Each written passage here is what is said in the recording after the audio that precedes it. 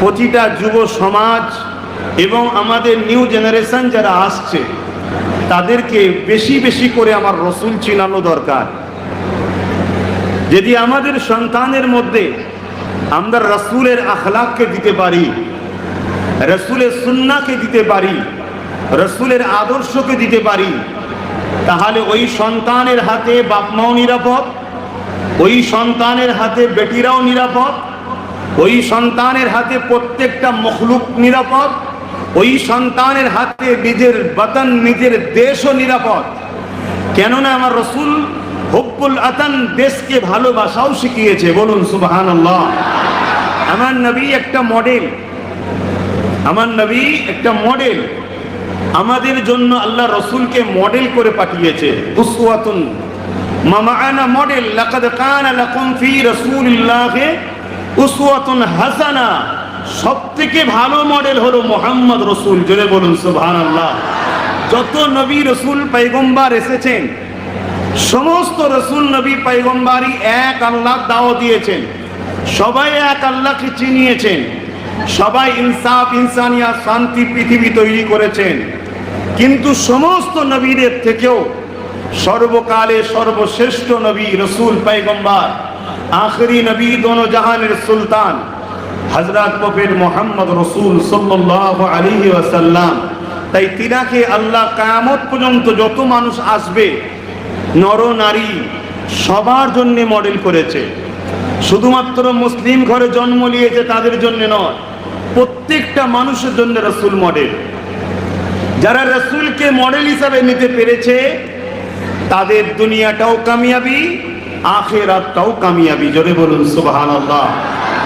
এখন একটা প্রশ্ন আমাদের যুব সমাজের মধ্যে আসতে পারে, রসুলকে তো মডেল বানাতে গেলে দুনিয়ার বুকে আজ আমাদের জন্য তো বড় বিপদ ঘিরে আসছে, চারিদিকে ঘিরে আসছে। মনে রাখবেন, আমি নজরে দেখছি যে বিপদ ঘিরে আসছে। আপনি রাসূলুল্লাহর প্রেমে সম্পর্ক গড়ুন, রাসূলুল্লাহর আদর্শে জীবন গড়ুন।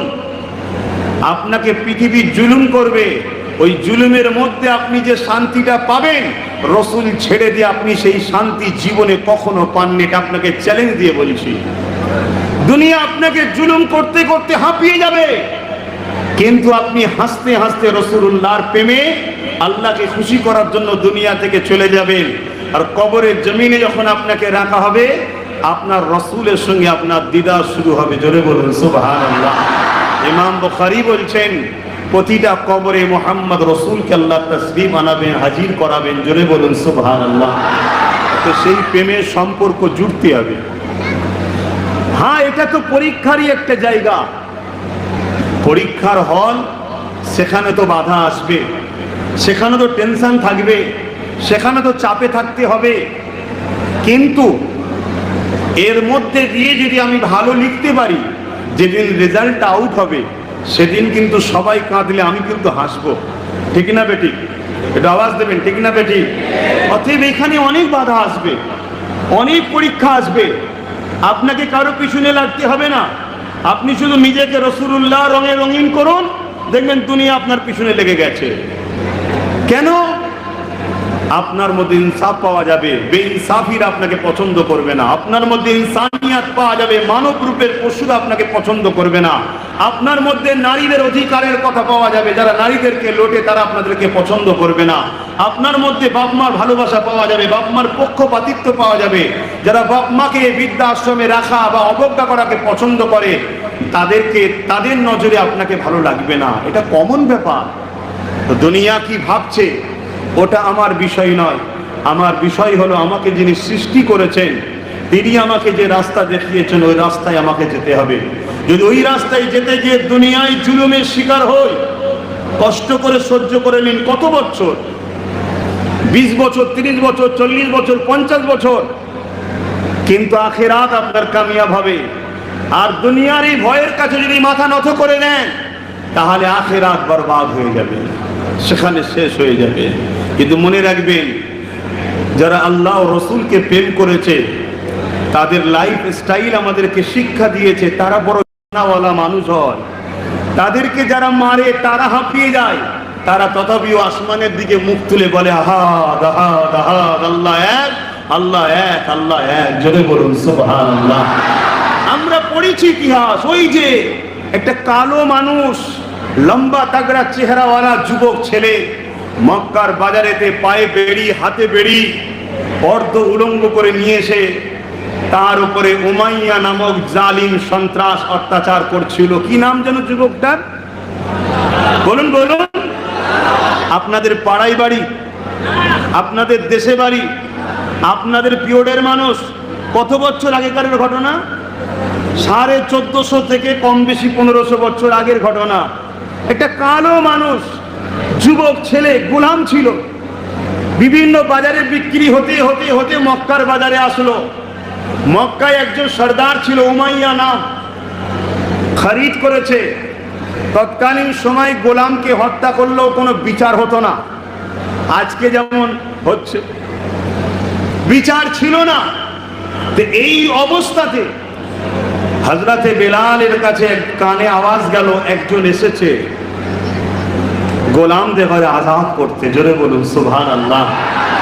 মুসলিমদের ঘরে জালিমের হাত থেকে রক্ষা করতে, নারীদেরকে জ্যান্ত পুঁতে দেওয়া হতো তাদের হাত থেকে উদ্ধার করতে একজন এসেছে। তাই মনে মনে মনে মনে সেই রাসূল পাক সাল্লাল্লাহু আলাইহি সাল্লামের উপরে প্রেম জন্মালো। একদিন নবীকে রাসূল জেনে, আল্লাহকে আল্লাহ জেনে ঈমানের কলেমা পড়লো। দুনিয়ার মনিব উমাইয়ার কানে খবর গেছে, তোমার বেলাল তোমাকে ছেড়ে দিয়ে ওই মুহাম্মদ রাসূলকে মেনে নিয়েছে। বেলালকে ধরে নিয়ে যে হযরতে বেলাল হুজুরকে ধরে নিয়ে গিয়ে ঘরে জিজ্ঞাসা করছে, বেলাল শুনলাম নাকি তুমি মুহাম্মদ রাসূলকে মেনে নিয়েছো? আজকে তো একটু চাপ এলে আমরা মিথ্যা কথা বলে দেবো। ধরুন এখান থেকে যাচ্ছেন আর রাস্তায় যদি আপনাকে তোলে কেউ, তুলে যদি বলে তুই মাহফিল থেকে গেছিলি নাকি, আমরা তো বারণ করেছিলাম তাও গেছিলি কেন? আপনি বলবেন আল্লাহর কসম বলছে আমি যাইনি। খোদাকে সাক্ষী রেখেও মিথ্যা কথা বলবেন। কি আমাদের ঈমান দুর্বল না দুর্বল নয়? হযরতে বেলাল বলেছিলেন, হে আমার দুনিয়ার মনিব, খোদা আমাকে পরীক্ষা নিবার জন্য গোলাম বানিয়েছে, দেখি বেলালের গোলামির জিন্দেগিতে বেলাল আমায় মনে রাখে কিনা। কিন্তু মনে রাখবেন, আপনি যেটা শুনেছেন সত্য শুনেছেন। আশহাদু আল্লা ইলাহা ইল্লাল্লাহু ওয়া আশহাদু আন্না মুহাম্মাদান আবদুহু ওয়া রাসূল। উমাইয়া রেগে গিয়ে বলল, বেলাল তুই মুহাম্মদ রাসূলকে ছেড়ে দে, মুহাম্মদ রাসূলের দ্বীনকে ছেড়ে দে, তোকে আজাদ করে দেওয়া হবে, তোকে অনেক সম্মানিত করা হবে, অনেক পুরস্কার দেওয়া হবে। ভাই আমার আলোচনায় আপনাদের অসুবিধা হচ্ছে না তো? আমি ইচ্ছা করে চেষ্টাও করছি আপনাদেরকে একটা বিষয় বুঝাবার, নিয়ে যাচ্ছি সেদিকে। কেন আমাদের এই বিষয়গুলো যুবকদের জানা দরকার। কেন বীর পুরুষ একবার মরে আর কাপুরুষ বারবার মরে। আজকে আমার সমাজ এই নানান জায়গায় লাঞ্ছিতর কারণ আমরা বীর পুরুষের সন্তান হয়ে কাপুরুষের মতো হয়ে গেছি। মাফ করবেন, কাউকে ছোট করছি না, হাকিকাত এটা। আমরা সামান্য অর্থের কাছে বিক্রি হয়ে যাই, সামান্য নেশার কাছে আমরা মাথাহাট করি। আমরা এত দুর্বল, অথচ আশরাফুল মখলুকাত আমরা, চাঁদের থেকে শ্রেষ্ঠ আমরা, পাহাড়ের থেকে শ্রেষ্ঠ আমরা, হিরে জহরত পান্না সোনার থেকে দামি আমরা, অথচ আমরা নিজেকে চিনতে পারলাম না। তাই একটা কথা বুঝাচ্ছি। হযরতে বেলাল যখন এ কথা বললেন, বেলাল হুজুরকে যখন বলা হলো তুমি ছেড়ে দাও, হযরতে বেলাল হুজুর বললেন, হে আমার দুনিয়ার মনিব, তুমি হাজারো চেষ্টা করে নাও, আমাকে আল্লাহ ও রাসূল থেকে সরাতে পারবে না। জোরে বলুন সুবহানাল্লাহ। আজও যদি আমাদেরকে চেষ্টা করা হয়, দ্বীন ইসলাম ও আল্লাহ রাসূল থেকে সরাবার পারবে মনে হয়? বলুন ইনশাআল্লাহ পারবে মনে হয়? হ্যাঁ, আমরা হয়তো বিভিন্ন জায়গায় দুনিয়াবি লোভ লালসায় অনেক অন্যায় করে ফেলি, বা আমরা বিভিন্ন ফেরকার মধ্যে বন্টন হয়ে গেছি। কিন্তু যখন আল্লাহ ও রাসূলের কথা আসবে, ইসলামের কথা আসবে, তখন আমাদের শায়েখ, আমাদের মুর্শিদ, আমাদের পীর, আমাদের আমির সব যার যার কাছে থাকে, তখন আমরা আর এরকম থাকি না, আমরা তখন এরকম হয়ে যাই। কেন? আমাদের সবার মূল আল্লাহ ও রাসূল। জোরে বলুন সুবহানাল্লাহ। অতএব ঈমান আমাদের এখনো আছে। আর যতদিন আমাদের ঈমান থাকবে, পৃথিবীতে যত জালিম এসেছে আর আসবে কিয়ামত পর্যন্ত, তারা মিটে যাবে, আমাদেরকে মিটাতে পারে না আর পারবে না। এটা মাথায় রাখবেন, ঈমানটাকে ঠিক করুন। আর ঈমান রাসূলের সঙ্গে জুড়ে যাওয়া, আকীদা, উকুদ থেকে আকীদা শক্তভাবে গাঁট বাঁধা, মুহাম্মদ রাসূলের সঙ্গে প্রেম ও আদবের গাঁট বাঁধাকে বলা হয় ঈমান। জোরে বলুন সুবহানাল্লাহ। হযরতে বেলাল হুজুর এমন ভাবে গাঁট বেঁধেছিলেন, উমাইয়া বেলাল হুজুরের উপরে জুলুম করতে লেগেছে, কিছুতেই নওয়াতে পারে না। হযরতে বেলাল হুজুরকে মক্কার বাজারে নিয়ে এসেছে, লোকের সামনে অপমান করছে, মারছে। কেন ভাই? এটা পার্সোনাল তো মারলে হতো, লোকের সামনে মারছে কেন? কিছু মনে করবে, চতুর্দিকে এখনো আওয়াজ কানে এসছে, যেন আলোচনা করতেও অসুবিধা হচ্ছে। কথা থমকে থমকে বলছি কেন বুঝতে পারছেন না? কানে আওয়াজ যদি অন্যজনের আসে, আমার কথা বলতে অসুবিধা হবে। এটার সাথে এটা সেটিং, এটা আল্লাহর কুদরত। এটার সাথে এটা সেটিং, এটার সাথে এটা সেটিং, দুটো দুদিকে থাকতে পারে না, একদিকে যায়।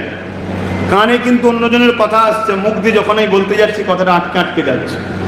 আপনি ট্রাই করে দেখবেন, এটা আল্লাহর কুদরত। তাই বলবো একটু চুপ করেন।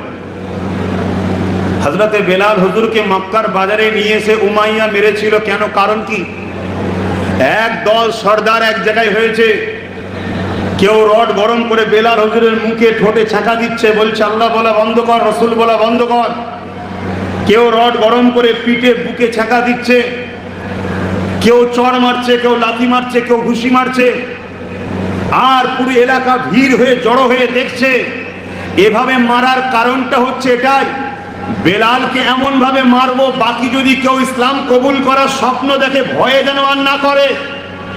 আজকের দিনে তো পৃথিবী জুড়ে ফটো তুলে মুসলিমদের উপরে মারা হচ্ছে, কারণ একটাই, কেন? দোকানকে ঠিকাতে পারছে না, খদ্দের চলে যাচ্ছে ইসলামের দোকানে, তাই ভয় দেখানো হচ্ছে। মনে রাখবে, ইসলাম এমন একটা আতর বা খুশবু, উদাহরণ দিবার জন্য বলছি, যত লাড়ে তত খুশবু ছড়াতে থাকে। জোরে বলুন সুবহানাল্লাহ, আরো জোরে বলুন সুবহানাল্লাহ, আরো জোরে বলুন সুবহানাল্লাহ। আরে দিবে। আবার এই স্লোগানেও তো অনেকে ভয় খেয়ে যায়। কি বলবো তাহলে? কি বলবো? বলতে হবে তো নাকি? অ্যাকচুয়ালি শিখবেও না, জানবেও না, আনারি তর্ক করবে। আরে নারা মানে বুলন্দি। কার বুলন্দি? আল্লাহু আকবার, আল্লাহ তিনি যিনি সব থেকে বড়, সব থেকে বড় যিনি, তিনারই বুলন্দি আমরা জয়গান গাইছি, ধ্বনি দিচ্ছি। এটাই তো নারের তাকবীর, আল্লাহ আকবার। এতে সমস্যা কে? তাই কিন্তু না, সমস্যা আছে। কেন? এর মধ্যে এমন একটা জিনিস আছে, মসজিদে যখন আজান হয় দেখবেন এলাকার জীবজন্তুগুলো ছুটোছুটি করে। আপনার এখন না থাকলে বেঁচে গেলেও দেখেন তো, জীবজন্তুগুলো ছুটোছুটি করে কেন? তারা দেখতে পায় শয়তান পালাতে থাকে। কথা বুঝছেন না? বোঝেন না? তো এই আজানে বা এই তাকবীরের এত পাওয়ার, এই পাওয়ারে শয়তান, মানবরূপী শয়তান যারা, তাদের মধ্যে একটা কম্পন তৈরি করে, ভয় তৈরি করে। তাই এই আওয়াজ বন্ধ করে, এটা না দিলে ভালো হয়, এরকম একটা মেন্টালিটি তৈরি করে দেওয়া হয়। আর অথচ যারা রাসূলুল্লাহকে শহীদ করতে এসেছে, তারাই নিজেদের দামি দামি সম্পদ আমার রাসূলের কাছে রেখে দিত। কেন? তারা জানে মুহাম্মদ সাল্লাল্লাহু আলাইহি ওয়াসাল্লাম আমানত খেয়ানতকারী নয়। যেটা বলুন সুবহানাল্লাহ। তো মেনে নে না, মেনে নে না, মানা যাবে না। মানলেই দাদাগিরি বন্ধ, চুরি বন্ধ, রেপ বন্ধ, লুটা বন্ধ, কি নেশা বন্ধ। তা আজকেও যারা বিরোধী করে তারাও জানে মুহাম্মদ রাসূল বারহাক সত্য, তা মেনে নিলা না, মানলেই তো সব শেষ। কেন? রাসূল মানবে চুরি করবে, মানা হয়নি। রাসূল মানবে মা বাপকে বৃদ্ধাশ্রমে দেবে, মানা হয়নি। রাসূল মানবে নেশা করবে, মানা হয়নি। রাসূল মানবে আমানত খেয়ানত করবে, রাসূলকে মানা হয়নি। রাসূল মানবে মালে কম দেবে, রাসূলকে মানা হয়নি। রাসূল মানবে রাষ্ট্রপ্রধান হয়ে রাষ্ট্রবাসীকে লুটবে, মানা হয়নি। রাসূলকে মানতে গেলে কেমন মানতে হবে? হুবাহুব উদখুলু ফিস-সিলমি কাফা, হুবাহুব পরিপূর্ণ হবে তোমরা ইসলামের মধ্যে দাখিল করো। তাই তো আল্লাহ বলছেন, কুল ইন কুনতুম তুহিব্বুনাল্লাহ, जो शख्स कहते हैं मैं रब तआला को मोहब्बत प्यार करता हूँ, खुदा ने फरमाया है इन लोगों का दावा सच है, तो इन लोगों को फरमाइए हबीब आप फरमाइए फत्तबिउनी, पहले आपको इत्तिबा करना होगा, आपका गुलामी करना होगा। जोरे बोलुन सुभान अल्लाह। কেমন ভাবে ইত্তিবা করতে হবে? পুরো হুবহু নকশা কদমে। এটা বুঝাবার জন্য ছোট্ট একটা কথা আপনাদেরকে বলি।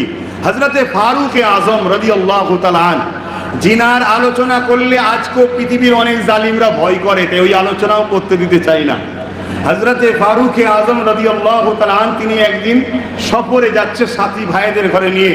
একটা ফাঁকা জায়গাতে হুজুর ঘোড়া থেকে মাথাটা বসেছিলেন, ঘোড়ার উপরে মাথাটাকে হেঁট করলেন। সফরের কাজ মিটিয়ে যখন সাথীদের সাথে আবার আসছে ওই জায়গাতে আবার মাথাকে হেঁট করলেন। সাথী ভাইরা জিজ্ঞেস করছে ভাই যাবার সময় মাথা হেঁট করলেন, কৌতূহল হয়েছিল কিন্তু প্রশ্ন করিনি, আসার সময় আবার সেম জায়গায় মাথা হেঁট করলেন, কারণ কি?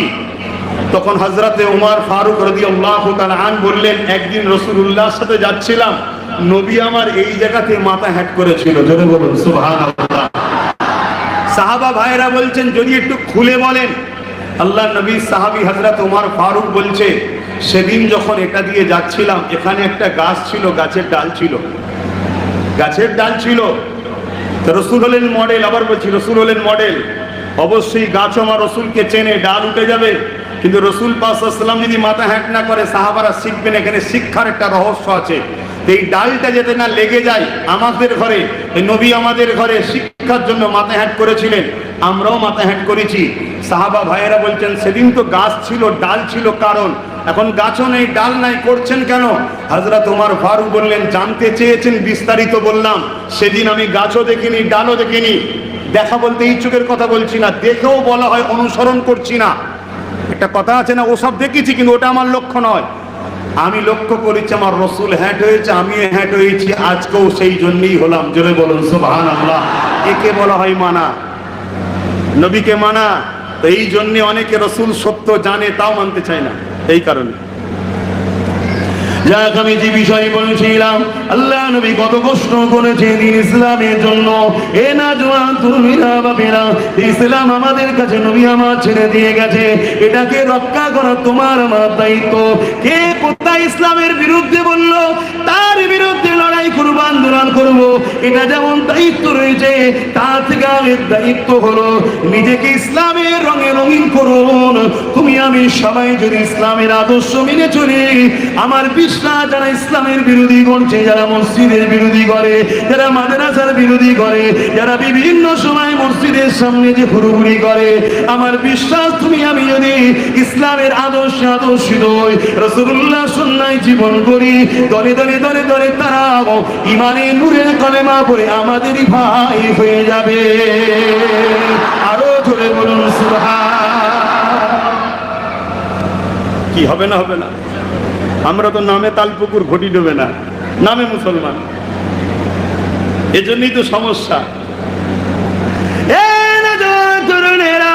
আল্লাহ নবীর আদর্শ জীবন করুন। আল্লাহ নবীকে এমন সময় জালিমরা এক লড়াইয়ের ময়দানে আল্লাহ নবীর বিরুদ্ধে লড়াই করতে এসেছে, এমন সময় দেখা যায় যেদিকে কুয়াগুলো রয়েছে এইদিকে আমার রাসূলুল্লাহ রয়েছে। তাই জালিমদের দিকে পানি না থাকার দরুন মরুভূমির এলাকা, প্রচন্ড পিপাসিত এলাকা, পানির জন্য তারা কষ্ট পেতে লেগেছে। তারা দুজনকে আমার রাসূলুল্লাহ দরবারে পাঠাচ্ছে, আমার রাসূলুল্লাহ তাঁবুর কাছে পাঠাতে লেগেছে।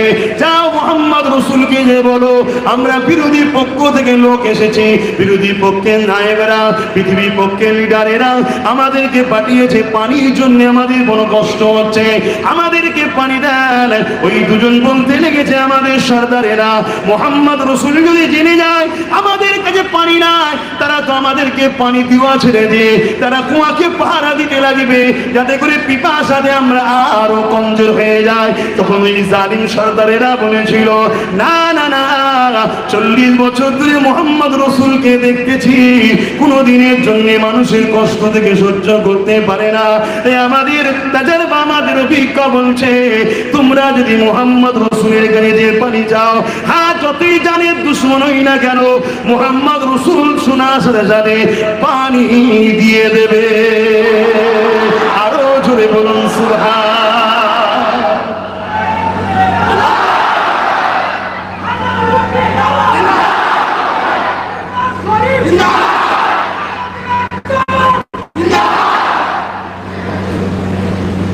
আদর্শ করতে হবে। তাহলে আমার প্রতিবেশী, আমার দেশ বা যে কোনো মানুষ বিপদে পড়লে, পিপাসিত হলে তার সাথে মানবতার ব্যবহার দেখাতে হবে। এটা আদর্শ তো, ঠিক না বেটি? সে হোক হিন্দু ধর্মের, যে কোনো ধর্মের সঙ্গে তার সম্পর্ক থাকে, ওটা আমার দেখার বিষয় নয়। আমার বিষয় হলো সে অসহায়, তাকে আমি আশ্রয় দেবো, আর দিলের মধ্যে রাখবো আমি আল্লাহর সৃষ্টিকে আশ্রয় দিলাম, আল্লাহর রহমত আমাকে আশ্রয় দেবে। জোরে বলুন সুবহানাল্লাহ। এটাই তো নবীর আদর্শ। যে দুজনকে পাঠিয়েছে তারা তো বড় ভয়ে ভয়ে আসছে, যুদ্ধের ময়দানে তো ভাই, যুদ্ধের ময়দানে, কথা বুঝছেন না? এখন তো রাগ হলে অনেকে পানি ছেড়ে দিয়ে ডুবিয়ে দিবার প্ল্যান করছে আবার। তো যুদ্ধের ময়দান, এই যুদ্ধের ময়দানে কি করা যাবে? আগিয়া গিয়ে আসছে, ভয়ে ভয়ে আসছে, নিজেদের মধ্যে আলোচনা করছে, হারা আমাদের দুজনকে পাঠাচ্ছে, আমাদের জীবন নিয়ে টান হবে, আমরা তার বিরুদ্ধে লড়াই করতে এসেছি, সে কি আমাদেরকে পানি দেবে মনে হয়? পানি দেবে মনে হয়? অথচ বলছে সে নাকি বড় দয়ালু। দয়ালু তো তাকে মারতে কেন এলো তাহলে? সে যখন এত ভালো, তো মারতে এলো কেন? এই আম সমাজের মধ্যে এটা হয় না, হয় না? কথা বলুন। আজকেও তোমার আমার বিরুদ্ধে যাদেরকে লাগানো হচ্ছে, তারাও কিন্তু তোমার আমার সম্বন্ধে ভুল বুঝেই কিন্তু লাগছে, তাদেরকে ভুল বোঝানো হচ্ছে। তোমার আমার আখলাক দ্বারা, ব্যবহার দ্বারা, আদর্শ দ্বারা, কর্মকাণ্ড দ্বারা তোমাকে প্রমাণ করতে হবে যে ভাই বন্ধু, তোমাদেরকে যারা ভুল বুঝিয়ে আমাদের সঙ্গে লাগাচ্ছে, মূলত তারা তোমাদেরকে তাদের দোকানের খদ্দের বানিয়ে রাখতে চাইছে, অন্য কিছু নয়। তোমরা তাদের অ্যাসেট, চলে গেলে তোমাদের অসুবিধা আছে, তাই তোমাদেরকে আমাদের সঙ্গে লাগিয়ে দিচ্ছে, যাতে করে মিশে গিয়ে রসুল সম্বন্ধে জেনে না ফেলে, মিশে গিয়ে কোরআন সম্বন্ধে জেনে না ফেলে। রসুল আর কোরআন সম্বন্ধে জেনে গেলেই কি হবে? তাকে কোরআন ও রসুলের প্রেমিক হতেই হবে। জোরে বলুন সুবহানাল্লাহ। আরে সামান্য যদি দুনিয়ায় সামান্য সৌন্দর্যের প্রেম যদি আমরা পড়ে যাই, প্রেমে সামান্য সৌন্দর্য, একটা ফুল, একটা ফুল, গোলাপ ফুল, গোলাপকে জিজ্ঞেস করো তোমার সুবাস কিসে? গোলাপ বলছে মোহাম্মদ রসুলের পাসিনা আমাতে পড়েছিল, তাই আমি সুবাস হয়েছি। জোরে বলুন সুবহানাল্লাহ। সামান্য একটা খুশবুকে যদি আমরা এত ভালোবাসি, তাহলে কোরআন ও রসুলকে যদি তুমি একবার চাকতে পারো, টেস্ট করতে পারো, জানতে পারো, তাহলে প্রেমে পড়বে না? পড়বে না? তাই কোনোভাবে আমরা যেন এক না হয়ে যায়, এর জন্য বীজখানে লাগিয়ে দাও, ঝগড়া লাগিয়ে দাও। তাই কোনোভাবে আমাদেরকে ঝগড়া করলে হবে না, আমাদেরকে বড় হেকমতের সঙ্গে কাজ করতে হবে। কিছু বুঝতে পারছেন? হেকমতের সঙ্গে কাজ করতে হবে। যদি কাজ করেন, ইনশাল্লাহ আগামী দিন সবটাই আমাদের ছিল, আমাদের ফিরে আসবে। জোরে বলুন সুবহানাল্লাহ, আরো জোরে বলুন সুবহানাল্লাহ।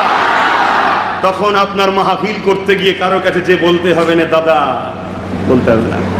তখন আপনার কোনো কথা বলতে গিয়ে আওয়াজ জোরে হচ্ছে না হালকা হচ্ছে, ভাবতে লাগবে না। তখন আপনার মনে হবে না আমি বাংলায় আছি না উত্তরপ্রদেশে আছি, এসব তখন টেনশন থাকবে না। কথা মাথায় ঢুকছে না? ঢোকে নেই কেন? সব জায়গায় ইনসাফ কারণেওয়ালারা থাকবে, সব জায়গায় ইনসানিয়াতের চর্চা হবে, আর তখন সমস্যা থাকবে না। এর জন্য সব থেকে বড় দায়িত্ব ভূমিকা যুবকদের নিতে হবে। কি? নিজেকে রসুলের আদর্শে, কোরআনের আদর্শে, কোরআনের দেখানো রাস্তাতে নিজেকে প্রথম পরিচালিত করতে হবে। এটা প্রথম কাজ, আমরা করতে পারিনি। তাই আজকে সমস্যা। আপনাকে কেউ কাজ দিল, সে অন্য সম্পদের মানুষ, আপনি সামান্য লসের কথা ভেবে কোনোভাবে প্যাকিং করে আর করে ঘষে মেজে তাকে দিয়ে দিলেন, তার মধ্যে মনে হচ্ছে মুসলমান এত চিটিংবাজ, তোমার একটার জন্য পুরো মুসলমানকে সন্দেহ করতে শুরু করলো।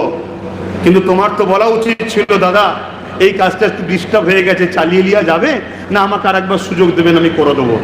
হয়তো তোমার একটা বড় অর্ডার লস হতো, কিন্তু তোমার এই কর্মের জন্য সে 10 জায়গায় বলতো না মুসলমানদের মধ্যে ইনসানিয়াত আছে, ইনসাফ আছে, জানিস তোমার জন্য পুরো সবাইকে মানুষ শ্রদ্ধা করত। যাক, আল্লাহ আমাদেরকে হেদায়েত করেন, বোঝার ক্ষমতা দান করে। বলুন আল্লাহুম্মা আমিন। আমি যে কথা বলছিলাম, দরুদ শরীফ আল্লাহুম্মা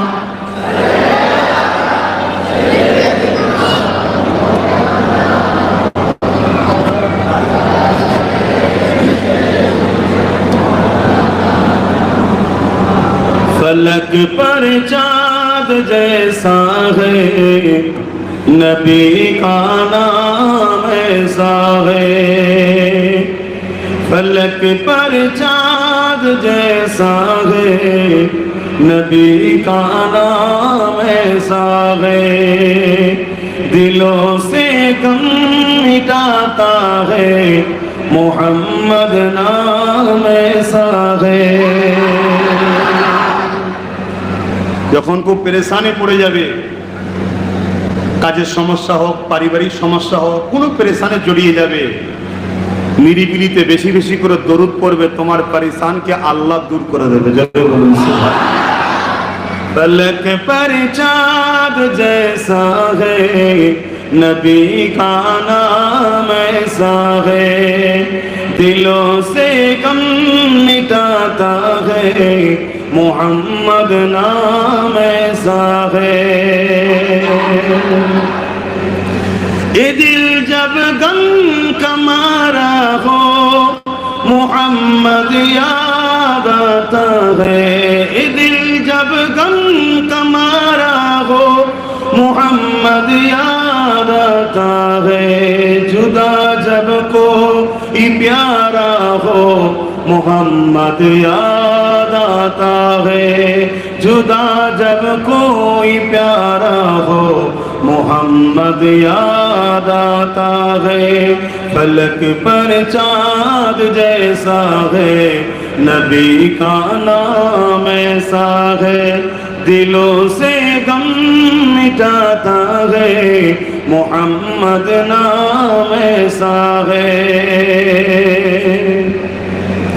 कि उनकी याद की सबनम है मरहम मेरी जख्मों का कि उनकी याद की सबनम है मरहम मेरी जख्मों का और उनकी नाम की बरकत दिल तस्कीन पाते हैं और उनकी नाम की बरकत दिल तस्कीन पाते हैं फलक पर चाँद जैसा है नबी का नाम ऐसा है दिलों से गम मिटाता है मोहम्मद नाम ऐसा है किसी का दिल दुखाओ ना सताओ खल्क बारी को किसी का दिल दुखाओ ना सताओ खल्क बारी को मेहरबानी का हर रास्ता मदीने को ही जाता है मेहरबानी का हर रास्ता मदीने को ही जाता है फलक पर चाँद जैसा है नबी का नाम ऐसा है दिलों से गम मिटाता है मोहम्मद नाम ऐसा है अल्लाहुम्मा सल्ली अला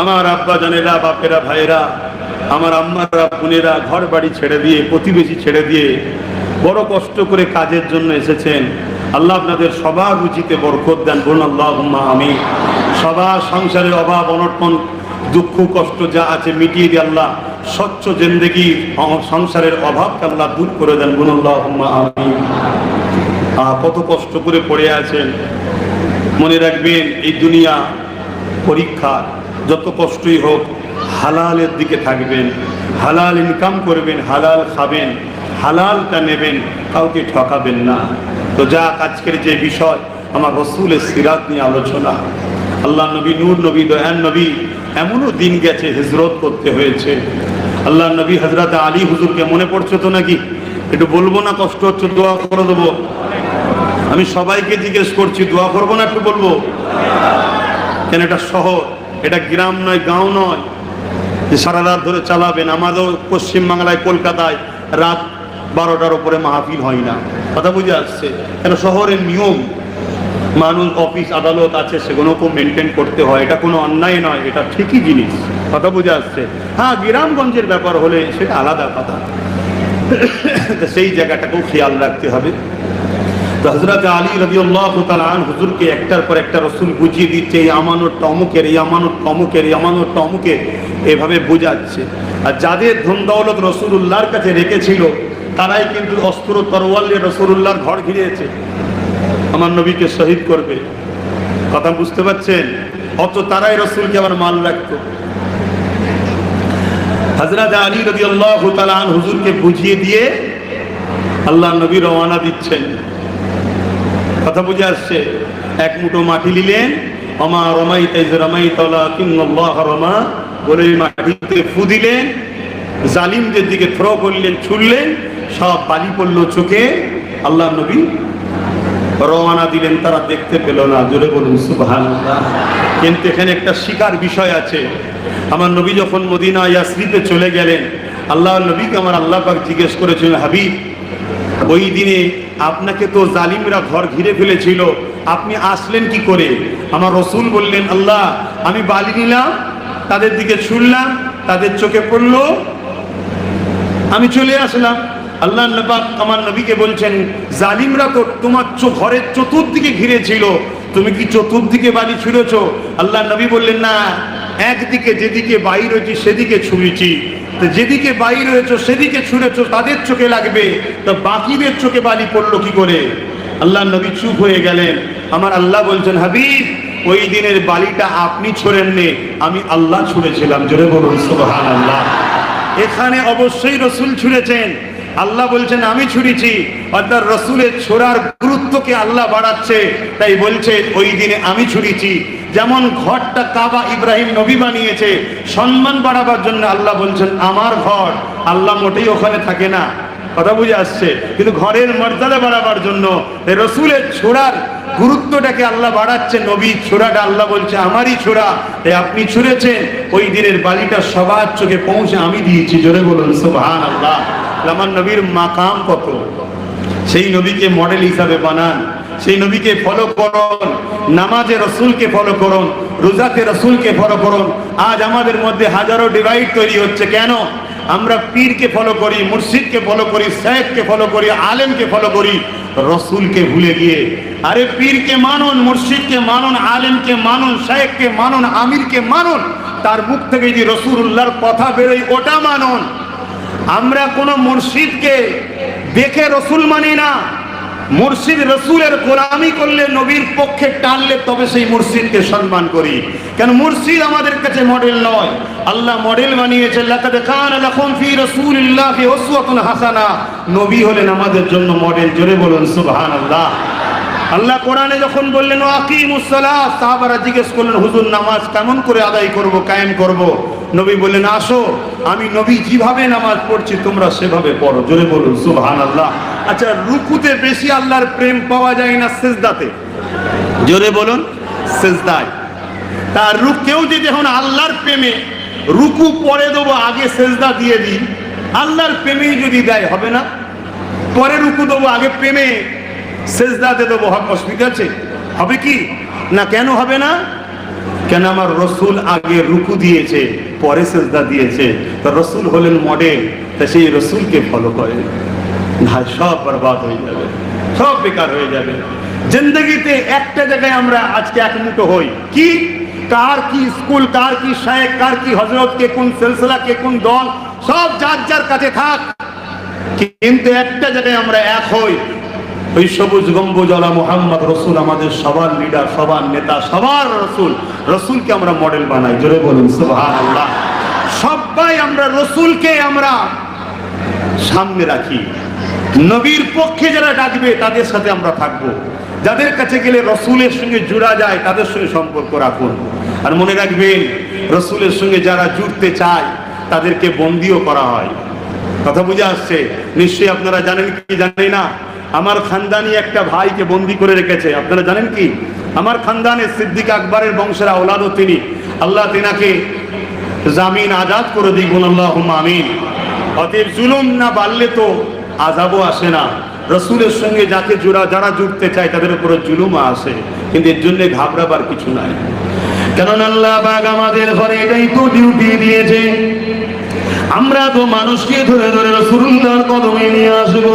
নবী পাক তাদেরকে জান্নাতে যাবার উপযুক্ত বানাবে। নবী পাক তাদেরকে আল্লাহর দিদারের উপযুক্ত বানাবে। এ যুবকেরা, তরুণেরা, এ নবী পাকের প্রেমিকেরা, হযরত আবু বকর সিদ্দিক আমার নবী পাকের কদমে আসলো।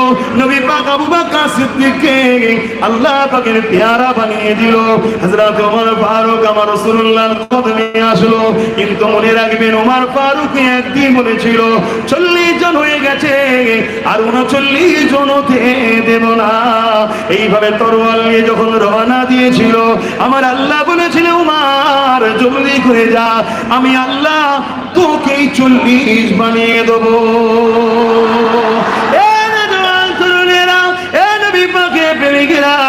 আমার আপনার কাজ হলো রাসূলুল্লাহর কদমে গিয়ে পৌঁছানো। নবী পাকের কদমে যখন আমি আপনি পৌঁছাবো, আল্লাহ নবী তোমাকে আমাকে আমার আল্লাহ জান্নাতে যাবার উপযুক্ত রাস্তা বানিয়ে দেবে।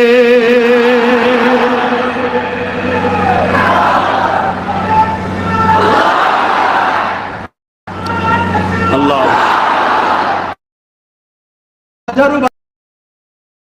বাধা আসলে, আর তুমি যে প্রেম করো আল্লাহকে, তা বাধা নেবে না? পরীক্ষা নেবে না? নেবে তো পরীক্ষা। পরীক্ষা ছাড়া তো মানুষকে চিনাও যায় না। কখনো কখনো মুসিবত আসাও ভালো। মুসিবতে কে আপনকে পর চেনা যায়। কখনো কখনো দুঃখ জীবনে আসা ভালো, কে আপনকে পর চেনা যায়। আল্লাহ নবী, নূর নবী, দয়ান নবী হযরত আলী হুজুরকে বলে দিয়ে হুজুর তো রওনা দিলেন, মদিনায় চলে গেলেন। সাহাবা হুজুরা মধ্যে থেকে হযরত সিদ্দিক আকবর, তিনি রাসূলুল্লাহ সফর সাথী হলেন। সফর সাথী হলেন মদিনা জমিনে গিয়ে হুজুরকে সাহাবা হুজুররা সব জিজ্ঞেস করছেন, মদিনা আগে থেকে আনসারী সাহাবী ছিলেন, যে কিভাবে আপনি আসলেন। আল্লাহ নবী, নূর নবী সব বললেন যে হযরত আলীকে আমার বিছানার উপরে শুইয়ে আমার চাদর দিয়ে এসেছি, দিয়ে এইভাবে চলে এসেছি। অনেক বড় কথা। সাহাবা হুজুররা নিজেদের মধ্যে আলোচনা করছে, হ্যাঁ আমরা মনে হয় আমাদের ভাই হযরত আলীকে আর পাবো না। কেননা যে বিছানাটায় হযরত আলী হুজুরকে শুইয়ে দিয়ে আসা হয়েছে, ওই বিছানাটা হলো মওতের বিছানা। ওই বিছানায় যে শুয়ে আছে, তেনাকে কতল করা বা শহীদ করার জন্য জালিমরা ঘিরে আছে। কিন্তু সকাল হলো, আস্তে আস্তে বেলা হতে লেগেছে। হযরত আলী হুজুর আস্তে আস্তে মদিনার জমিনে গিয়ে পৌঁছালো। জোরে বলুন সুবহানাল্লাহ। সাহাবা ভাইরা হযরত আলী হুজুরকে ঘিরে বলছেন, ভাই আমরা শুনলাম আপনি রাসূলুল্লাহর বিছানার উপরে শুয়েছিলেন। হ্যাঁ শুয়েছিলাম। রাসূলুল্লাহ চাদর দিয়ে নিজেকে ঢেকে রেখেছিলেন। হ্যাঁ মুড়ি দিয়ে ঘুমাচ্ছিলাম। আপনার ভাই ঘুম হলো? হযরত আলী হুজুর বলেছিলেন, জ্ঞান হওয়ার পর থেকে এরকম নিশ্চিন্তার ঘুম জীবনে কখনো আলী ঘুমাইনি। জোরে বলুন সুবহানাল্লাহ। সাহাবারা জিজ্ঞাসা করলেন, ভাই কেন? হযরত আলী বললেন, অন্য প্রতিদিনে আমার রাত্রিরে ঘুমাবার সময় চিন্তা করে ঘুমটাতে একটা মত। সকাল হবে আর না চোখ খুলতে পারি, আর না সকাল হলে চোখটা খুলতে পারি, সূর্য উঠবে আর না উঠতে পারে। কিন্তু গত রাত্রিরে আমি নিশ্চিন্তা কেন ঘুমিয়েছি? কারণ আল্লাহ নবী বলেছেন, আলী সকালে উঠবেই মালগুলো অমুক অমুকে দিয়ে, তারপরে তুমি মদিনা জমিনে আসবে। আমি আলী বুঝে গেছি আজকে রাত্রিরে আমার মৃত্যু নাই। যদি মৃত্যু আমার আছে, অন্য রাত্রিরে আছে। কেননা মদিনায় আসবে রাসূল যখন বলে দিয়েছে, আলীর মদিনা যাওয়া পর্যন্ত মৃত্যু না। রাসূলকে মানা, নবীর উপরে বিশ্বাস কেমন ছিল দেখে।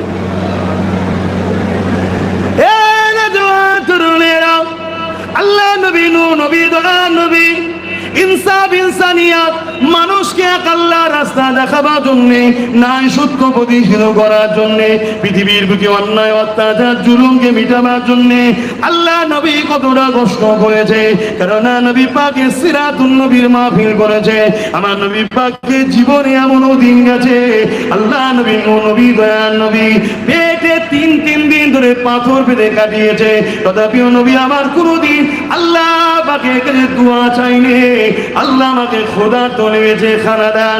নবী আমার যখনই দোয়া চেয়েছে, আল্লাহ আমার উম্মাত উম্মাতিদেরকে ইবাদত করে, আমার উম্মাত উম্মাতিদেরকে আমি উপায়, নবী আমার তোমার আমার জন্য সারা জীবনটা কেটেছে, দুনিয়াবি জিন্দেগি কেটেছে। আজও নবী আমার কাঁদছে, রওজা মুবারকে নবী আমার কাঁদতে লেগেছে। কেননা নবী আমার হায়াতুন নবী, এই হায়াতকে বারজাখি হায়াত বলা হয়। আহলে সুন্নাত ওয়াল জামাতের আকীদা এটা। এই যুবকেরা শুনে রেখে দাও, নিশ্চয়ই আপনারা জানেন দেওবন্দ বলে একটা মাদ্রাসা আছে, যে মাদ্রাসা মাওলানা কাসেম নানতুবি সাহেব তৈরি করেছে।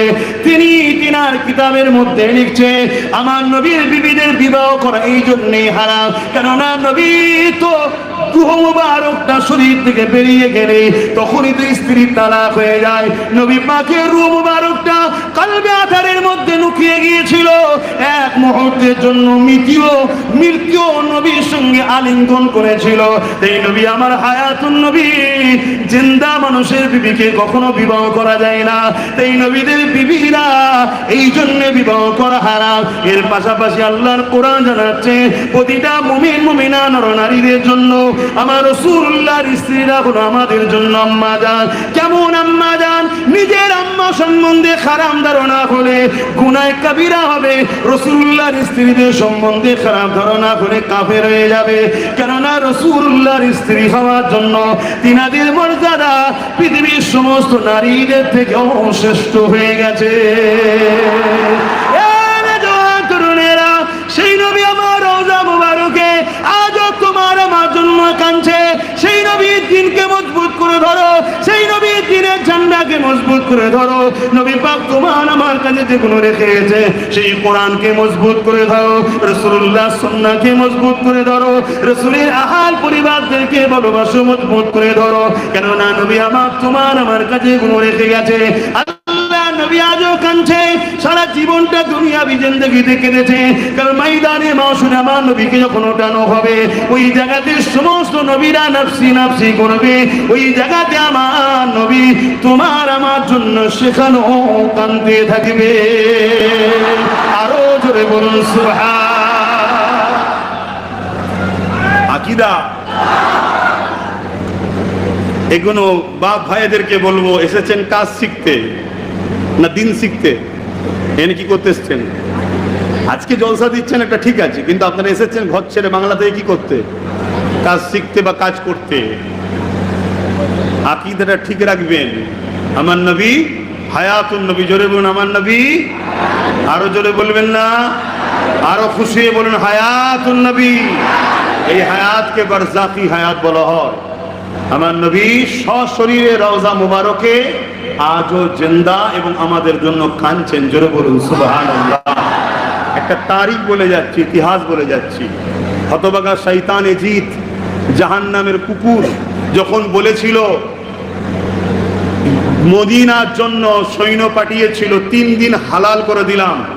কেননা ইমাম হোসেন হুজুর যখন শহীদ হয়ে গেলে খবর যখন পেল, মদিনার মানুষরাও এজিদের বিরোধী করেছিল, যার এজিদকে মানা যাবে না। শুনছেন তো? এত চতুর্দিকে আওয়াজ হচ্ছে, আমার আলোচনা করতে খুবই অসুবিধা হচ্ছে। আবার এইটাও গু গু করে একটা আওয়াজ হচ্ছে। কিছু করার নেই, ওর প্রয়োজন আছে, নাই তো আরো অসুবিধা হবে। দেখুন একটা আওয়াজ হচ্ছে না চতুর্দিকে, শুনছেন আপনারা? এই 3 দিন মদিনার বুকে এজিদ বাহিনীরা এত অত্যাচার করেছিল, 360 বা তারও অধিক সাহাবা যুদ্ধ করে এজিদ বাহিনীরা কতল করেছিল। বলুন নাউজুবিল্লাহ। মদিনার উপরে তাণ্ডব চালিয়েছিল। মদিনা নববী শরীফে মসজিদে নববীর আযানকে বন্ধ করে দিয়েছিল। ইতিহাসটা শুনুন। আপনারা আমাকে কখনো নিয়ে আসবেন কি না আসবেন পরের কথা, আমার ডিউটি আপনাদেরকে জানানো এসেছি যখন। আর আপনারাও আমাকে নিয়ে আসেন না, আমাকে আমার আল্লাহ নিয়ে এসছে। এটা ঠিক না বেটি? হ্যাঁ, এটা আল্লাহ নিয়ে এসছে। কেন কোনো এমন একটা জায়গা যাইনি যেখানে আমি আসলে বাধা নেই, এমন কোনো জায়গা দেখিনি আমার লাইফে। কথা বুঝে আসছে, আমি যেখানে গেছি সেখানেই বাধা। ওহো, আর যত বাধা হয় তত নিজেকে মনে হয় আমি ঠিক আছি। যত বাধা হয় নিজেকে মনে হয় যে আলহামদুলিল্লাহ ঠিক আছি। কেন বাধা? এটা কমন ব্যাপার, হকের ওপরই বাধা আছে। কথা বুঝে আসছে? অন্যায় ওপরে বাধা আসে না, হকের ওপরই বাধা আছে। তা হযরতে ইমামে হোসাইন হুজুরকে শহীদ করে দেওয়ার দরুন এই খবর যখন পেল, মদিনার বাসীরা যখন বিদ্রোহ করলো যে এজিদকে মানবো না, এত বড় বদমাইশ নবীর নওয়াসার বিরুদ্ধে লড়াই করেছে, তো হতভাগা বদমাইশ এজিদ মদিনার উপরে সৈন্য পাঠিয়ে দিয়ে হামলা করেছিল। 3 দিন মসজিদে নববীর আযান বন্ধ ছিল, একামত বন্ধ ছিল, নামাজ বন্ধ ছিল। আমি যে বিষয়টাকে বলতে গিয়ে জায়গায় আসলাম সেটা হলো এটাই, নবী হায়াতুন। তো ওই যখন হামলা হয়, মসজিদে নববীর মধ্যে একজন সাহাবী হুজুর লুকিয়েছিলেন, নামাজ পড়ছিলেন। উনি বেরোবার আগে ঘিরে ফেলেছে, তাই কি করবে? আম্মাজান আয়েশা হুজুরের ঘর, যেটা সোনালী জালিতে যেটা ঘেরা, ওটা অ্যাকচুয়ালি আম্মাজান আয়েশা হুজুরের ঘর। আল্লাহ নবী আম্মাজান আয়েশা হুজুরের সংসার ছিল ওই ঘরটাই। তো ওই ঘরের ভেতরে গিয়ে রাসূলের রওজা আকদাসের কুব্বার পাশে একদম পুরো নিজের জানকে বাঁচাবার জন্য এই সাহাবী লুকিয়ে রইলেন। 3 দিন পরে যখন পুরো মদিনার মানুষেরা এজিদ বাহিনীকে সরিয়ে দেয়, মসজিদের নববীর ইজ্জত আবরুকে রক্ষা করে, তখন এই সাহাবী বাহির হয়ে বলছেন আশ্চর্যের বিষয়, মসজিদে নববীর 3 দিন আযান বন্ধ ছিল, একামত বন্ধ ছিল, নামাজ বন্ধ ছিল, কিন্তু আমি অবাক হয়ে গেলাম, টাইমে টাইমে টাইমে রাসূল পাক সাল্লাল্লাহু আলাইহি সাল্লামের রওজার ভেতর থেকে আযান, একামত, কিরাত, নামাজ জামাত সহ হতো। জোরে বলুন সুবহানাল্লাহ, আরো জোরে বলুন, আরো আওয়াজে বলুন লব্বাইক ইয়া রাসূলুল্লাহ, লব্বাইক ইয়া রাসূলুল্লাহ। হাত তুলে বলুন লব্বাইক, লব্বাইক, লব্বাইক, লব্বাইক, লব্বাইক, নারায়ে তাকবীর। দুনিয়া আমাদেরকে মিটাতে মিটাতে মিটাতে মিটাতে তারা মিটে গেছে আলহামদুলিল্লাহ। আজও এমন কোন শহর নেই, সিটি নাই যেখানে রাসূলুল্লাহ চাহনেওয়ালা নাই। জোরে বলুন সুবহানাল্লাহ। আজও এমন কোন গলি নাই, শহর নাই, রাষ্ট্র নাই যেখানে আল্লাহকে মাননেওয়ালা, রুকু সেজদা ওয়াদেনেওয়ালা মানুষ নাই। জোরে বলুন সুবহানাল্লাহ। আমরা ইতিহাস পড়েছি, চিঙ্গিস খানের কথা শুনেছি, হালাকু খানের কথা শুনেছি, অনেক কিছু শুনেছি, পড়েছি। এজিদের কথাও শুনেছি। এজিদ রাগে গিয়ে ওখান থেকে তাড়া খেয়ে মক্কায় গেল। মক্কার লোক যখন শুনলো যে মদিনার উপরে এজিদ হামলা করেছে, মক্কার লোকেরা বিদ্রুপ শুরু করলো। এজিদ মক্কায় গেল, বাহিনী দিয়ে মক্কায় পাঠালো। মক্কার কাবা আল্লাহর ঘরের গিলাফে গিয়ে আগুন পর্যন্ত ধরিয়েছিল এজিদ বাহিনী। যখনই আগুন ওখানে ধরলো, এদিকে মক্কার মানুষেরা শক্ত হাতে তাদেরকে হটিয়ে দিয়ে কাবার গিলাফের আগুনকে বুঝিয়ে দিয়ে কাবার ইজ্জত আবরুকে রক্ষা করলো। ওদিকে আগুন বন্ধ হলো, এজিদের ভেতরে কিন্তু আগুন জ্বলে উঠলো। এই বিষয়টা আমি একটু বলছি, হ্যাঁ, আলোচনা অন্য বিষয়ে, কিন্তু অন্য বিষয় হলো রসুলকে নিয়েই তো সব, কোনোটা তো রসুলের বাইরে নয়। বাইরে নাকি? এই ইমাম হোসাইন তো রসুল্লাহকে নিয়েই তো, রসুল্লাহ ইমাম হোসাইন হুজুরের বিষয়ে বলেছে, যারা হাসান হোসাইনকে ভালোবাসে তারা আমি রসুল আমাকে ভালোবাসলো। জোরে বলুন সুবহানাল্লাহ। তাই আজকে মুহররম আলোচনার বিষয় নয়, তারপরে একটু টাচ করে দিচ্ছি। এই এজিদের কিভাবে মরণ হয়েছে এটা কিন্তু উলামা বা আমাদের সমাজের মানুষকে কিন্তু শোনানো অতটা হয় না। এটা কিন্তু বেশি করে শোনানো দরকার, তবে আমাদের ছেলেদের ইমানের জজবা আরো বাড়বে যে শয়তান ছাড় পায়, আল্লাহ ছাড় দেয়, ছেড়ে কিন্তু দেয়নি। এজিদকে আল্লাহ ছাড় দিয়েছিল, ছেড়ে দেয়নি। ওই আগুন এত জ্বলতে শুরু হলো ভেতরে, কি আগুন? পানির পিপাসা লাগছে আর পানি খেলেই জ্বলছে। এমন পিপাসা লাগছে, পানি ছাড়া থাকতে পারছে না। যেই পানি খাচ্ছে অমনি ভেতরে আগুন যেমন দিলে জলে ওরকম এজিদের জ্বলছে। এই অবস্থায় পানি ছাড়া থাকতে পারছে না, আর পানি খেলে জ্বলন বাড়ছে তো কমছে না। সবাই বলতে লাগলো বদমাইশ, মালাউন, বেঈমান, এজিদ, তুই নবীর নওয়াসা আলী আসগারকে পানি পান করতে দিসনি, আজকে দেখ পানি তো সামনে আছে, নিচ্ছিস, জ্বলনের চোটে বন্ধ করে দিচ্ছিস, খোদা ছাড় দেয়, ছেড়ে দেয়নি। এইভাবে জ্বলন শুরু হয়েছে, চিৎকার চেঁচামেচি করে, এবং সে একটা বাঁদর পুষত। কি পুষত এটা বলবেন না? আরে ইতিহাস বলছি, এখন কেউ বাঁদরলে ঘুরলে তোমরা যে টেনশন খাও, আমার কিছু করার নেই। বাঁদর পুষত, সেই বাঁদরটা সে পালিয়ে গেছে জঙ্গলে, ওকে ছেড়ে দিয়ে চলে গেছে, সেও মনের দুঃখ পালিয়েছে, তোর সাথে থাকবো না, তুই নবীর বংশধরের বিরোধী করেছিস, থাকবো না, তো চলে গেছে। সৈন্যরা বলল এক কাজ করুন, আপনি চলুন সেই বাঁদরটাকে খুঁজতে যায়, যাতে করে একে শহর থেকে বার করা যায়। লোক চাইছে, এজিদের চিৎকার চেঁচামেচি পাগলামিতে লোক ঘুমোতে পারে না, তাই চাইছে কে কোনোভাবে পার করে দিয়ে যায়, জঙ্গলের দিকে চলে যায়। এজিদ ভাবলো তাহলে চলো, ঘোড়ার পিঠে উঠে, আমি শুধু মরণ পর্যন্ত বলবো, তারপরে আরো অনেক কিছু ঘটনা, তার সাথীদের কি হয়েছিল এগুলো তো আমাদের যুবকদের শোনানো হয় না। কথা বুঝা যাচ্ছে? আরে হোসাইন হুজুর শহীদ হয়েছে, হোসাইন হুজুর শহীদ হয়ে আজও আমাদের মধ্যে জিন্দা আছে, জোরে বলুন সুবহানাল্লাহ। কি হোসাইন হুজুর জিন্দা আছে না? না, সেদিনও জিন্দা, আজও জিন্দা, কিয়ামত পর্যন্ত জিন্দা, এবং জান্নাত হোসাইন হুজুর সরদার, জোরে বলুন সুবহানাল্লাহ। কাদের সরদার? জোরে বলুন, জোরে বলুন। আচ্ছা, একটা রাষ্ট্রের প্রেসিডেন্টের পাওয়ার আছে না নাই? রাষ্ট্রের প্রেসিডেন্ট যাকে খুশি রাখতে পারে, 12 দিতে পারে, ঠিক না বেটি? ওই প্রেসিডেন্টের পদটাই যখন বসে যায়, তাকে পাওয়ার দেওয়া হয়েছে, তাই তো সে যাকে খুশি রাখতে পারে, 12 দিতে পারে, তাই তো নাকি? একটু বুঝবেন ভাই, এটা আওয়াজ দেবেন। একটা রাষ্ট্রের বা দেশের প্রেসিডেন্টের পাওয়ার আছে, যখন সে ওই পাওয়ারে বসে যায়, তার ক্ষমতা এতটাই প্রয়োগ করার দেওয়া হয়, সে যাকে খুশি রাখতে পারে, 12, জোরে বলেন, করে দিতে পারেন। হ্যাঁ, অন্যায় করলে তাকে খিসারত দিতে হবে, এটা আলাদা কথা, কিন্তু ক্ষমতা আছে না নাই? হ্যাঁ, তাহলে দুনিয়ায় যদি একটা রাষ্ট্রপ্রধানের এত পাওয়ার হয়, যাকে খুশি রাখতে পারে, যাকে খুশি বার করে দিতে পারে, তাহলে আমার আল্লাহ ইমামে হাসান হোসাইনকে জান্নাতের রাষ্ট্রপ্রধান বানিয়েছে। তিনি যাকে খুশি জান্নাতে ঢুকতে দেবে, যাকে খুশি বার করে দেবে। জোরে বলুন সুবহানাল্লাহ, আরো জোরে বলুন সুবহানাল্লাহ, আরো জোরে বলুন সুবহানাল্লাহ। অতএব সেই হোসাইন হুজুরকে নিয়ে আমরা বাঁচতে চাই, ঠিক না বেটি? জোরে বলুন, ঠিক না বেটি? হোসাইন হুজুর শহীদ হয়েও জিন্দা।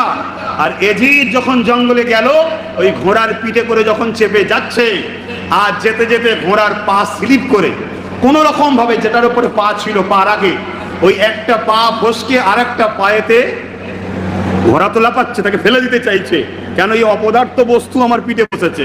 এই লাফানোর চোটে সে কোন রকম ভাবে যখন পড়ে যাচ্ছিল, একটা পা ওই পায়েতে জড়িয়ে যায়, জমিনে পড়ে মাথাটা লাগে এক পাথরে।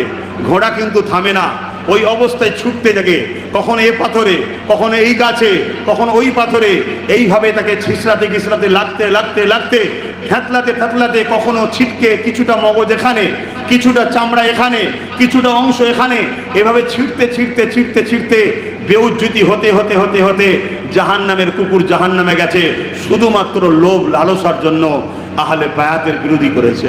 তাই মনে রাখবেন, তাদেরকে ভালোবাসবেন, পিয়ার করবেন, তাদেরকে সম্মান করবেন, কেন তারা রাসূলের ভালোবাসা। জোরে বলুন সুবহানাল্লাহ। তো যাক, আমি একটা বিষয় বুঝাতে গিয়ে কথা বললাম, আমার আজকে ওটা বলার বিষয় নয়।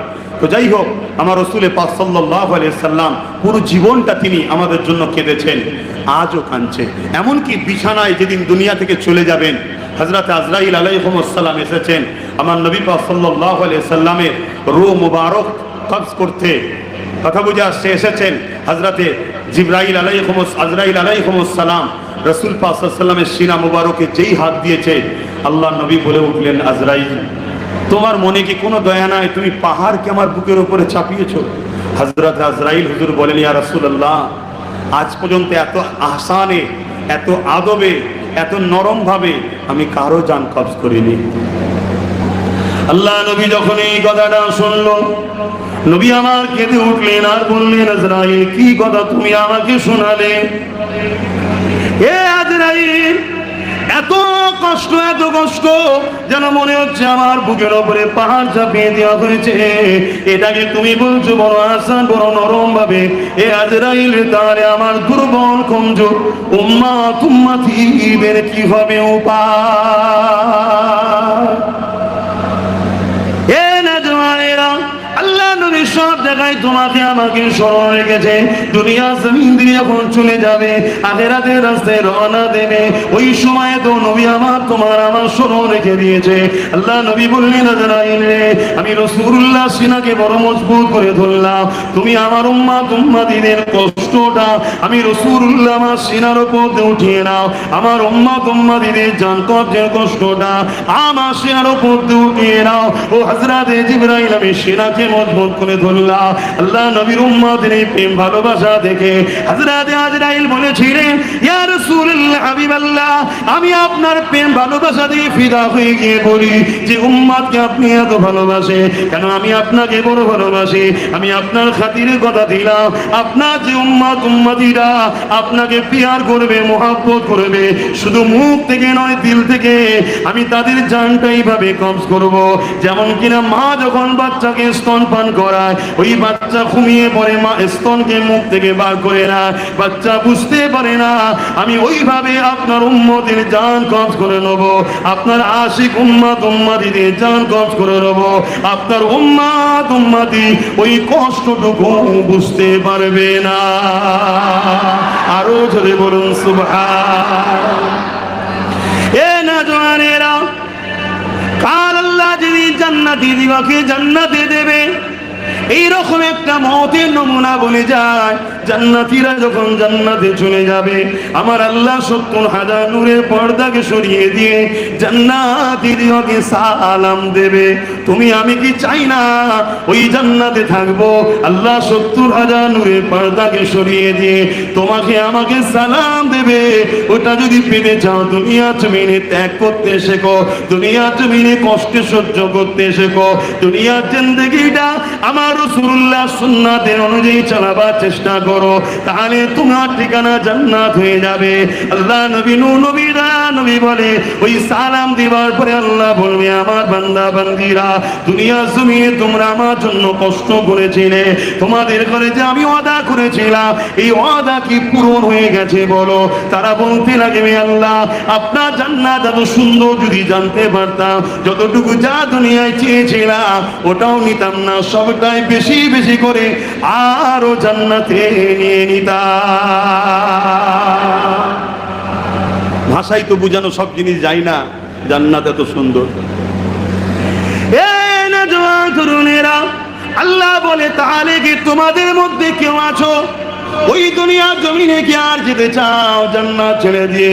ওই সময় একদল যুবকরা, লাব্বাইকা ইয়া আল্লাহ, আমরা যেতে চাই দুনিয়ার জমিনে। আল্লাহ বলবে, বান্দারে, দুনিয়ায় কি এমন নিয়ামত আছে, কি এমন মজা আছে যেটা আমার জান্নাতের থেকেও বেশি তোমরা মজা পেয়েছো? আমার জান্নাতে ওটা নাই, তার থেকেও বেশি মজা তোমরা দুনিয়ায় পেয়েছো। ওই মজাতে তোমরা দুনিয়াতে যেতে লেগেছো। এ যুবক, শোনো শোনো শোনো, তোমরাই পারবে এই সমাজের অন্যায়কে পরিবর্তন করতে, তোমরাই পারবে এই সমাজের বেইনসাফকে মেটাতে, তোমরাই পারবে এই সমাজের গরিবদের চোখের পানি মুছতে, তোমরাই পারবে অশান্ত পৃথিবীকে শান্ত করতে। কেননা তোমরা যদি আমার রাসূলের আলোয় আলোকিত হতে পারো। তাই বলে দিয়ে যায়, তখন ওই যুবক কোনো বলতে লাগবে, আল্লাহ পাক, আপনার জান্নাত বড় সুন্দর, আপনার জান্নাতে কোনো অভাব নাই, তবে দুনিয়ার জমিনে একটা শান্তি আমরা পেয়েছি, ওই শান্তিটা আপনার জান্নাতের কাছে, ওই শান্তির তুলনায় আপনার জান্নাত কিছু নয়। আল্লাহ বলবে, কি এমন শান্তি বান্দা? ওই সময় তারা বলতে লাগবেন, আল্লাহ, দুনিয়ার জমিনে আপনার পক্ষে থাকার জন্য, আপনার পক্ষে কথা বলার জন্য, আপনার দিনকে অনুসরণ করার জন্য, আপনার দিনের জিন্দেগি কাটাবার জন্য, আপনার দিনের উপরে কায়েম থাকার জন্য দুনিয়ার জালিমরা যখন আমাদের উপরে জুলুম করত, তাদের ধারালো তরোয়ালে আমাদের গলা যখন কেটে যেত, তাদের বুলেটের গুলিতে আমাদের দিল যখন ছিদ্র হয়ে বেরিয়ে যেত, তাদের অত্যাচারে যখন আমরা মারা যেতাম, আমরা যখন আপনার প্রেম করার জন্য তারা আমাদেরকে মেরে দিত, আপনার প্রেমে যখন আমাদের জানটা বেরোতো, ওই জানটা বেরোবার সময় যে মজাটা পেয়েছি, ওই মজা আপনার জান্নাতে না। আরো জোরে বলুন সুবহান।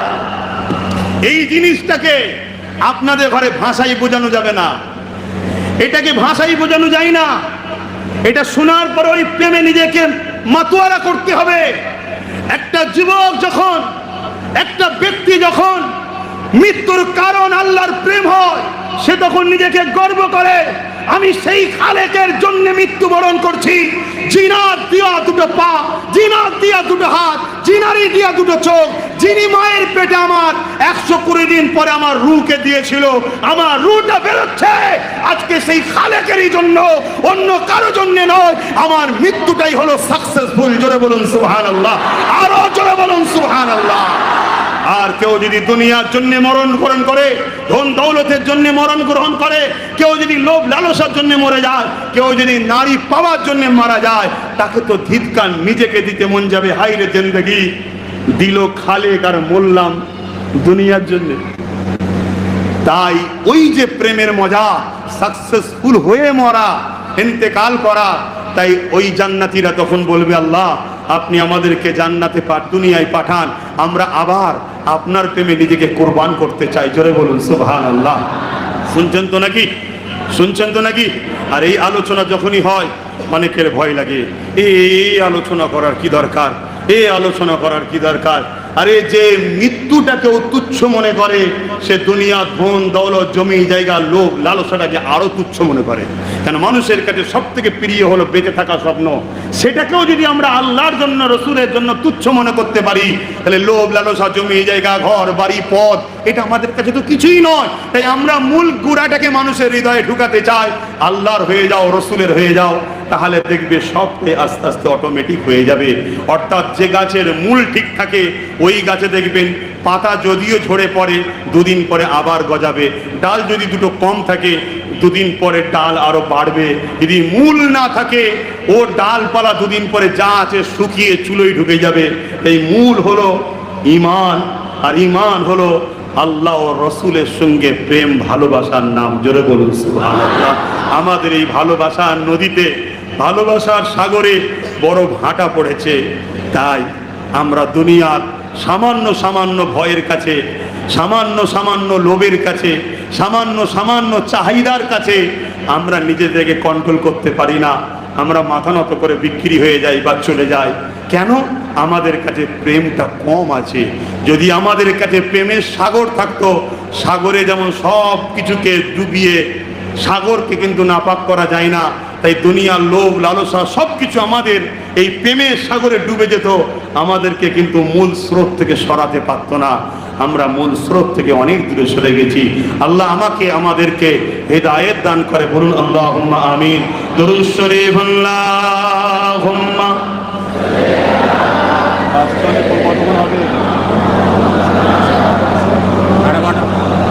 অসুবিধা নেই তো আপনাদের? আল্লাহুম্মা সাল্লি আলা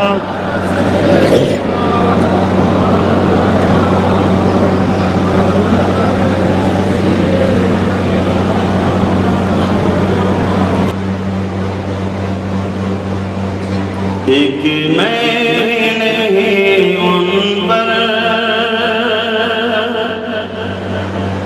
कुर्बान ज़माना है। आरो जोरे बोलूं ना। एक मैं नहीं उन पर कुर्बान ज़माना है।